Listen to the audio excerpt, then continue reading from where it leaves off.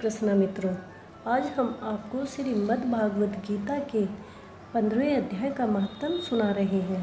तो कृपया कर इस वीडियो को पूरा देखें और अगर आप इस चैनल पर नए हैं तो इस चैनल को सब्सक्राइब जरूर करें। धन्यवाद। श्री नारायण जी बोले, हे लक्ष्मी जी, अब 15वें अध्याय का महत्व सुनो।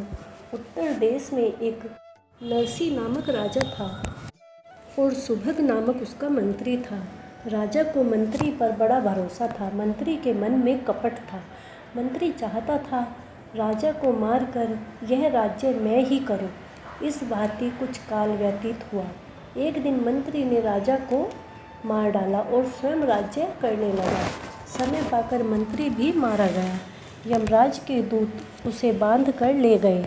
धर्मराज ने कहा, हे यमदूतों, यह पापी है, इसे घोर नरक में डाल दो। कई नरक भोगने के बाद उसने धर्मराज की आज्ञा से घोड़े की योनि में सगल द्वीप में जन्म लिया। बड़े घोड़ों का सौदागर उसे मोल लेकर अपने देश को चला गया। चलते चलते अपने देश में आया। तब वहाँ के राजा ने सुना कि अमुक सौदागर बहुत घोड़े लाया है। तब राजा ने उसे बुलवाया। देखकर घोड़े खरीदे। उस घोड़े को भी खरीद लिया। जब उस घोड़े को फेरा तब उस राजा को देखकर उस घोड़े ने सिर फेर लिया। राजा ने कहा, क्या कारण है जो घोड़ा सिर फेर रहा है?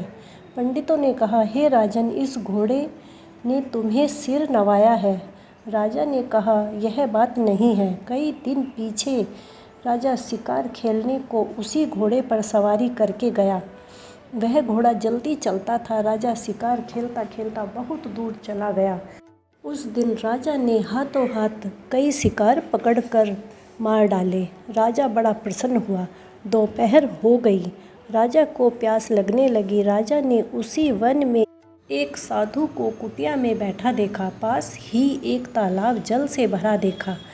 राजा घोड़े को वृक्ष से बांधकर कुटिया के अंदर गए तो देखा कि साधु अपने पुत्र को गीता के 15वें अध्याय का पाठ करा रहे हैं। वृक्ष के पत्तों पर श्लोक लिख दिया और बालक से कह दिया कि खेलते खेलते इनको कंठस्थ भी करो।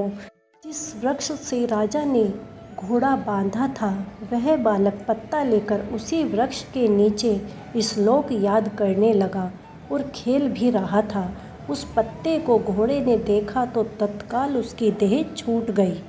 इतने में राजा पानी पीकर आया तो देखा घोड़ा मरा पड़ा है।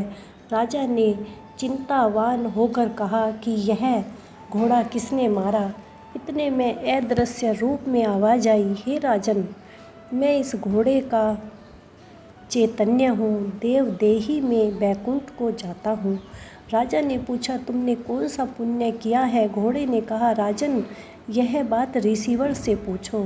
राजा ने मुनिवर से पूछा तो उन्होंने कहा, हे राजन, गीता का श्लोक लिखा पत्ता इसके आगे पड़ा है। घोड़े ने अक्षर देखे हैं, इस कारण घोड़े की गति हुई। राजा ने पूछा, पिछले जन्म में घोड़ा कौन था? और घोड़े के सिर फेरने की बात भी राजा ने कही। मुनीश्वर ने कहा, राजन, पिछले जन्म में तू राजा था और यह मंत्री था। इसने तुझे मारकर तेरा राज्य ले लिया था। यह मरकर धर्मराज के पास गया। धर्मराज ने धिक्कार कर कहा, इस पापी को घोर नरक में डाल दो। यह नरक भोगता भोगता घोड़े के जन्म में आया, सगल द्वीप से आकर तेरे पास बिका। अब इसने सिर हिलाया तब कहा, हे राजन, तू मुझे पहचानता नहीं मगर मैं तुझे पहचानता हूँ। यह कहकर ऋषि चुप हो गए। राजा ने विस्मित होकर दंडवत की। राजा भी श्री गीता जी के 15वें अध्याय का पाठ नित्य किया करता था, जिसके प्रसाद से राजा भी परम गति का अधिकारी हुआ। श्रीमद्